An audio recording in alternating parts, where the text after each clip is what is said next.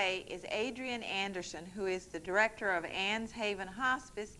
And Adrian's going to talk to us about a tour of Russia and hospice care in Russia. Welcome to Denton County Line, Adrian. Oh, thank you very much. Well, first of all, we were all very envious of the fact that you got to go to Russia in the first place. But tell us, how did that happen? How did you get that invitation? Well, I got invited to be the hospice representative of a home health care delegation for the Citizens Ambassador program. And that's... What's the Citizens Ambassador program? Well, they're part of the People-to-People program formed by President Dwight Eisenhower, and now President Bush has continued that effort for an professional exchange between countries to promote world peace. All right, and this was a home health group. Yes. From the United States? Were there people from other countries? No, they were just from the United States, although we did have a couple of people from Canada. Okay. And their purpose was to go and look at home health care in other countries? Yes, and we did an exchange. We presented papers, and they told us about their health care. All right. And did the home health group then decide that they wanted a hospice care person along with them and choose you? I guess that's how that occurred. I mean, I think that they formed a home health delegation and then realized that they needed to represent hospice. And I have done some things on a national level, which I guess is why I was given that invitation. Anyway, you were just excited and weren't going to look the gift horse in the mouth. No, I didn't ask. I just said yes. Okay, well, was it your first trip to Russia? Oh, yes. So it was a first in many, many ways then, just seeing the country for me, as well as sure, to look at what kind of medical care. Now, we're not going to talk about the other places, but you did go places other than Russia. Where did you go? Yes. We went to Hungary and Poland as well, okay. and toured home health and hospice programs there. And were there both home health care and hospice programs in all three of those places? Yes, there were. In Hungary, they were just forming their hospice and had developed a foundation to start funding that. But in Poland, they had a fairly developed hospice program, which was through the church. Okay. All right. Well, then let's talk about what you saw in Russia. Now, where did you all fly into in the first place? Well, we flew into Helsinki, and then we flew from there to St. Petersburg. Okay. And what kind of care did you see in St. Petersburg? Were you looking there at hospice or home health or both? Well, both, and their healthcare delivery system was so different. Like we went to this one place called an ambulance center, which we thought was going to be an ambulance, emergency kind of health care. And what it actually was like a doctor making home visits going out in an ambulance. I mean, it was just real different from the kind of services that we deliver here. Well, now, does that mean that they do very much, I mean, doctors go to homes to deliver services? Well, they do, but I don't think that those services are available to everybody. And it wasn't real clear, like, what kind of patients qualified for ambulance service type care. But they did do that. And then we also toured some hospitals, and they had some very modern hospitals that we looked at. Okay, now I was going to ask you, what was the hospital care? What did the hospitals look like? Well, they looked very similar to American hospitals. Okay. And they seemed to do most of their x-ray and testing on an outpatient basis, which is becoming more and more true here. Okay. How is medical care paid for in Russia? Well, the government pays for it in a government subsidized health care kind of program, which seems to be fairly similar to the way that we're funded by Medicare, but just a different structure. And was your feeling that everybody got care? Because like our Medicare takes care of people 65 or older, or people who are disabled and have been drawing Social Security disability for 2 years. But younger people don't qualify for Medicare. Right. But in Russia, does that government program seem to take care of all ages? Well, yes, their system covers everybody, and they don't have private insurance, but they did seem to have the availability to pay for health care privately. I mean, like that you could pay for additional services. Why would you, okay, when you said that you could pay for additional services, it suggests that perhaps not enough was available or something. Well, I think that what was available was very different from what is available to us. Everybody in Russia was eligible for health care, and here we have groups of people who don't have a reimbursement mechanism, who are really outside the system. So they did a better job of delivering health care to everyone, but since they did, deliver health care to everyone, then there wasn't as much health care delivered. Okay, all right. And so, like anything elective, you would definitely have to pay for privately. Okay, but that also means, I guess, then if you, while it was elective, you'd pay for it, but if it got bad enough then that it was life-threatening, then you would qualify. Right. And see, that's true in our system, too. Yes, that same mentality I was noting that it's not very wise because it doesn't take care of the preventive, which is obviously cheaper. Right. You know, and we see that here in Denton County with our children's health care. Like if a child has an ear infection but doesn't have whose parent doesn't have a way to pay the doctor or to buy the prescription at the pharmacy, then that child can't get care within our system until their fever spikes, their eardrum ruptures, and then they're eligible for emergency care in the hospital. At a greater price. So we see, I mean, so they're dealing with all the same kind of problems we're dealing with. Right. Like So how do you prevent disease? You know, how do you intervene early without reimbursement, or how do you work through that in your system? Okay. All right, let's talk about the home health care just a little bit. That wasn't necessarily your area, but well, in a way it is. Oh, sure, yeah. Hospice is sort of home health care in a way. What is that care like in Russia? Well, it's similar to what our care is, but they still have physicians going and making home visits, and they were saying they recognized that they weren't going to be able to deliver as much home health care as was needed if the physician continued to go to the patient. So they were starting to develop higher levels of nursing training so that nurses could go to the home under a physician's supervision, and they were working to develop that, which was real interesting because that's like how our home health has always been. Do you know whether or not a nurse in Russia, for instance, can do, in terms of her training and knowledge, can she do about the same things as a nurse in the United States? Well, the nurses there are allowed to do much more than our nurses can do without direct physician orders. But the nurses there have less training than our nurses have. Oh. And so it was real difficult when we started talking about nurses. Some of the people that they were calling nurses, we would call homemakers or aides. I see. And yet they called everyone nurses, and they didn't have those levels. And they were like recognizing that too, that they needed names for the levels of the kinds of nursing care that they were delivering. I see. Okay. All right. Now, can you give us some clue as to who got to go or who got home health care? What kind of people qualified for home health care? Since I hear you saying the doctors went out, it must be a little bit different than the people that, when we say home health care here, we are often talking about a homemaker and a nurse that goes out every once in a while and does some things, but not a doctor. We're not talking about that level. So what kind of people were ill that the people who were too ill to come into the doctor's office were primarily who got home care. And like you say, we think of aides and social workers and nurses going into the home. What they really meant about home care was a one-time visit to determine what the patient's needs were. Sort of like a doctor visit, but it could have been from a nurse. And then, if it was necessary, a follow-up visit. But they didn't have any of the long-term home health care that we have. So they didn't do the things like when the homemaker goes in maybe twice a week and helps with bathing the patient and those kinds of things that we sometimes do here? No, they didn't have that availability. All right. Now, you visited a hospice in Russia also. Yes. And you said it was fairly new? Oh, it was new. It's the hospice in St. Petersburg is the first hospice in Russia. And it was set up as a model program because of the interest of the wife of the mayor of Leningrad, which is now St. Petersburg. And she became interested in hospice care and persuaded the powers that be to designate a 20-bed hospital that had been built by a countess 100 years ago for poor elderly.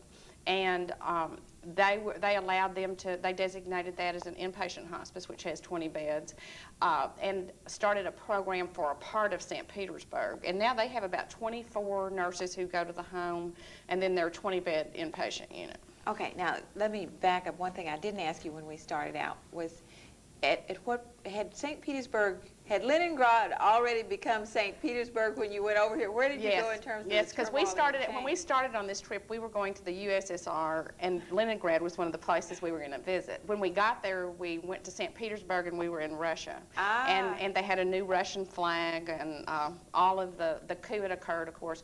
And in fact, we were there the 40th day after the coup, and they celebrated the victory of the coup and had several ceremonies honoring the 3 people who had died during the coup. I see, I see. But Russia was very free. We were taking places where they told us that they had not been allowed to take visitors before. They talked very openly about shortages that they were having in their health care system and what their delivery of service problems were, the kinds of gaps they had in their medical care, the areas they thought they were real strong, the areas of medicine where they thought they were weak, what their equipment shortages were, and they were real open about saying that they could not have talked about that before, and they also couldn't have let us go through all of their facilities before like we did. So it was a wonderful experience. Oh gosh, well it sounds like. Now back to the hospice building though here that you're saying that the Countess had done. Was that hospital at the time that she decided to have it designated or asked to have it designated as a hospice, was it still in use for these elderly women? I don't know. I'm not sure about that. I was wondering what happened to them. I don't know. Hopefully nothing bad. Hopefully they all have happy endings there. But I don't know. It looked like that it may not have been being used before that time. It was hard to tell because it was a 100-year-old building. They didn't have inside plumbing. They had one area off of the nurses' station where they had a well pump, you get the water. And that's how they had little chamber pots under the beds in the rooms of the hospice rooms, and they had like ward-type bedrooms where they would have 4 people in a room. But everybody was very clean and happy, and it was very nice, but it was like everything was 100 years old. So, well, now, I see, I cannot comprehend how you could operate a hospice or any other kind of medical anything without indoor plumbing. Well, I mean, it just wasn't that modern, and they also just don't have a lot of the basic medical supplies that they need. They have a shortage of narcotics. They have trouble getting cotton. They have trouble getting gloves. They have trouble getting syringes or any of the kind of medical supplies that they need. And what's happening, I mean, and so what they do is alternative pain control kinds of things, and that's a real interesting thing all in itself. Where they do things with music therapy and with imaging and such as that to deal with pain control, but they're all saying that they feel like they're probably really more of use to the family. They're probably more that the focus on the bereavement part of hospice that we do in the United States is more where they feel like they're making a difference. Okay. That they're helping the family cope with the loss, they're helping children prepare for the loss, they're helping the patient prepare for their own death. But in hospice in America, we are so very fortunate in that we have all of the medical supplies and equipment that we need. Mm-hmm. So in hospice in America, kind of the first thing we do is go in and do the pain control and symptom management, and when the patient's comfortable, then we start doing all these bereavement things and talking about preparing for the death and tying up loose ends and all of those other kinds of things. Well, they don't have that luxury of controlling that pain and those symptoms. So you're saying that they're having to deal with the fact that you're going to die and all that while the person is in pain. Right. And part of what they're having to help the families deal with is the fact that the person is dying in pain. And that's one of the things, like I say, we're so blessed in this country because hospice comes in and says part of what hospice movement is that people don't have to die in pain, that everyone has the right to a peaceful and dignified death. And in the state of art of medicine in America today, we have the availability to make that possible for everyone. When you're saying that they have trouble getting those things, you mentioned cotton and syringes and some things like that, is that a matter of money, do you know? Or? I don't know, because it's hard to tell. In Russia, there is so much of a supply problem of getting things from one location to another, or even identifying that somebody needs to manufacture whatever it is. Or, I mean, and I'm not enough of a political scientist. I don't understand exactly how that is, but it seems to be both. It seems to be lack of availability to get it to where it needs to be, and then also lack of money maybe to make that happen. Were any of those things that they're short of, are those, any of them produced locally? Do you know? They don't seem to be, but then, see, I'm so ignorant, I don't even know what they make in Russia other than the crafts and the things that I saw. Yeah. I think that I think that they are importing most of those things, and that may be why they have such terrible shortages. Did you talk to any of the patients themselves? Oh, sure. I presume that you used interpreters for this, or do you speak? Well, oh no, I don't speak, yeah. Oh yes, you know. No, I don't speak Russian, but many of the people that we interacted with spoke English. All of the hospice professionals that I met spoke English, which was wonderful for me, because I was able to talk a lot more. But one of the, in fact, 2 or 3 of the ladies in the hospice inpatient unit spoke English. What kind of feeling did you get in talking to those patients? Well, they were really happy. For most of them, the inpatient hospice was a lot fancier than home was. They had a lot more room. It was a lot more comfortable, and they were dealing with the same kinds of issues of death and dying that anybody would anywhere as an American. Like, I had this one woman tell me that the one sad thing to her about being a Russian was that when she died, that nobody would know what kind of taste she had, because she always had to buy what was available that she could never choose. She just, that was one of the things that she thought heaven was going to be for her, was that she would have her choice and would be able to show what her taste was. I thought that was a real interesting thing. But I think that's something that everybody kind of deals with at the end of their life, of what they thought their life was going to be as opposed to what it actually was. We're talking about inpatient hospice, in fact, a building where you said they have 20 beds or whatever. Here, hospice care is often carried on in the home. That's the basic hospice in the United States, is as long as that person can be in the home and be comfortable, the care is delivered there. Do they have that kind of delivery system for hospice care at all in Russia that you're aware of? Yes, they do the nursing care in the home. They make nursing visits to terminally ill patients, and they have about 24 nurses there in St. Petersburg who see from 5 to 6 patients a day. Okay, they just go around to the house. When you were saying that the inpatient is oftentimes nicer than the home, whenever we've read about Russia or listened to news reporters talk about Russia, there's always talk about the crowding in terms of where they live and the numbers of families living together in small space.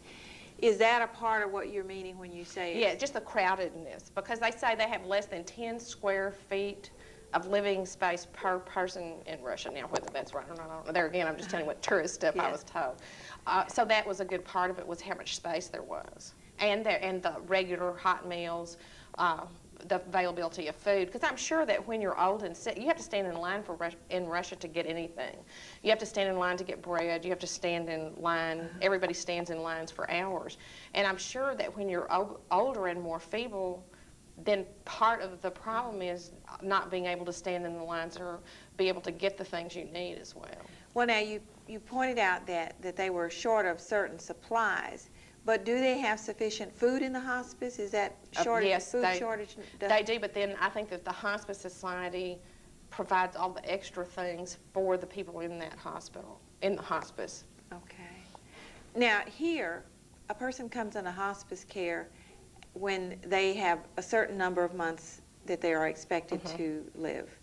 Do they have that kind of rule over there? Like, when do they determine that somebody is ready for hospice They try care? to decide. They have the same kind of criterion that we do, that you have to have a terminal illness and that you have to have months or weeks to live as opposed to years. Okay. So they seem to have the same kind of admission criterion. All right. Now, you said that this hospice was set up as a kind of a pilot.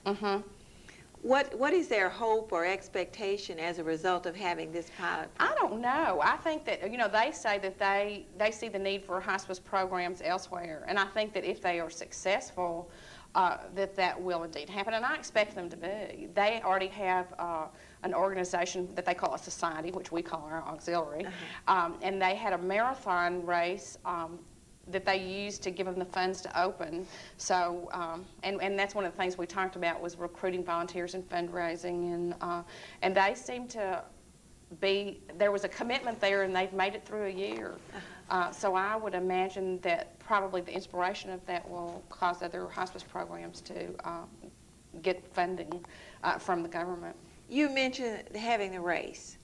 We're used to fun runs of one kind or another here in the United States, but I don't think it ever occurred to me that in Russia they might raise money in that fashion. Is that an uncommon thing, do you know? Well, see, it totally surprised me. I was like, a marathon? You had a marathon? And they were saying yes. And one of the things they wanted from me was to talk to them about making T-shirts, because I had these T-shirts I gave them that said, I'd love a hug and saving hospice.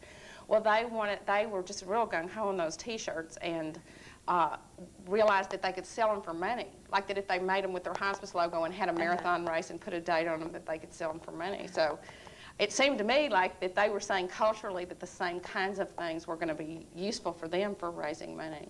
Well, now I'd never thought about that either. It seemed funny when they said that, a marathon. I went, in Russia, a marathon? Yeah, it just shows really, I guess, how little we really know about other countries, in particular about Russia. In addition to that, did you note any other kinds of things similar to ours that they do for fundraising? Did they mention anything? Well, the hospice in Poland, they had bake sales and sold balloons, and so there was real similar kinds of activities surrounding fundraising. Well, now, here, whenever we hear about Russia, one of the other things, in addition to the shortages, we hear about simply the fact that oftentimes people are so poor that they really don't have the money. They don't have enough rubles to buy these things. So when they have a marathon run, are there that many people that can afford to buy whatever it is? It doesn't appear so, but apparently they, I guess that appeals to the people who have the money to fund those kinds of things, and I guess that happens here too. Some of your high dollar fundraisers, you have to have a lot of money to buy a ticket to the fundraiser. Right, yeah. So I assume it's the same thing, that there's only a limited number of people that can participate in giving money to a charitable event. Huh. Really, really very, very different. What about, let's see, you mentioned briefly that the one in Poland. What about the one in Hungary? The one in Hungary was a young Hungarian physician who was on the faculty of the medical school. And he was very concerned about the fact that when people started to die, that they were sent home and weren't given any additional medical care. So he had gone to a couple of the hospice symposiums, international hospice symposiums, and had worked to form a foundation for hospice care there in that country. And they had just taken care of like 4 or 5 people and were just getting started and trying to lay the groundwork for what they were doing. Is the attitude about the availability, I guess, of health care and taking care of the dying about the same there in that it's important and the average citizen believes that everybody ought to have that care, much like we do here. We haven't figured out how to do it, but we at least believe it ought to be available some kind of way. And do they feel that way too? Oh, yes. There's a tremendous commitment to hospice care, and there's a tremendous similarity in what's happening country to country to hospice. And that is that people who are dying deserve to be cared for.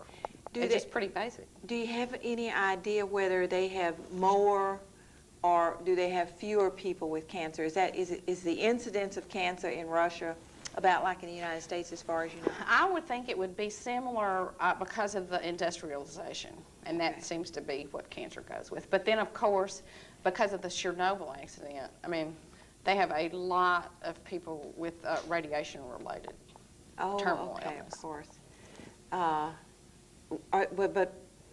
will there be a place for all those people? I don't know what's happening. We asked some questions about that, but I don't think they know what they're going to do about all the victims that they are going to see getting more and more ill. Because they had the initial wave of the victims who were really ill initially and died, and then now they have people with longer-term problems. You got just a couple minutes to tell me what impressed you most or what you think was the most valuable or whatever you'd like to tell us about. Well, I guess visiting Russia, the thing that I learned the most was just how creative and innovative people are, and how although the hospice there in Russia, they didn't have very many resources, they didn't have the personnel that we have, they didn't have the availability of the narcotics, but they still were delivering, and they didn't have plumbing, and but they were still delivering a really high level of care to their patients.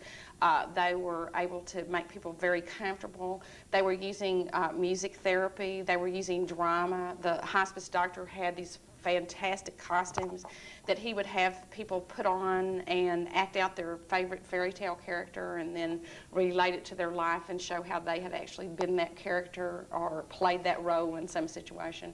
And he was saying that that really helped with the tension and anxiety part of the pain, because even when somebody was emaciated or changed in appearance from the cancer, that there was something about putting that costume on that made them feel beautiful or handsome again. And there were a number of things that they did some things with music and chakras, trying to use vibration to interrupt the pain receptors. So there were like, my whole trip, it was like how marvelously creative people are and how they will use the resources they have to meet the needs that they have. I was very impressed with that. I was also very impressed with the Russian people and how kind they are and how much they want democracy and how much they really want to have a country that's governed in the same way that ours is. Would you say that you learned some things that you could actually use, especially when you're talking about those alternative kinds of... Oh, sure. Sure. I learned a lot of things because I do a lot of things with children, with puppets or just playing or watching a video or something where you catch their imagination, or you can act out through puppets things that the child doesn't feel is safe to say.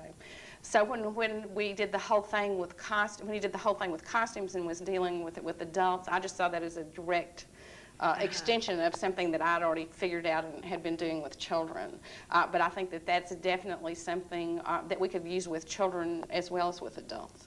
Okay, so we all have something to learn from each other. Oh, that's for sure. I learned a lot. I really did. I really learned a lot. In spite of the primitiveness. All right, we're out of time, but I want to remind our audiences that Ann's Haven Hospice has a Christmas tree, Light Up Your Life campaign. There's a Christmas tree in the court at Golden Triangle Mall, and there's also one at Vista Ridge. Both of those in front of the penny stores, I understand. Right. All right, so we want to invite you to be sure and go by and do a memorial contribution for someone that you know and love. And thank you for joining us on Denton County Line. Please join us again next week. Good night.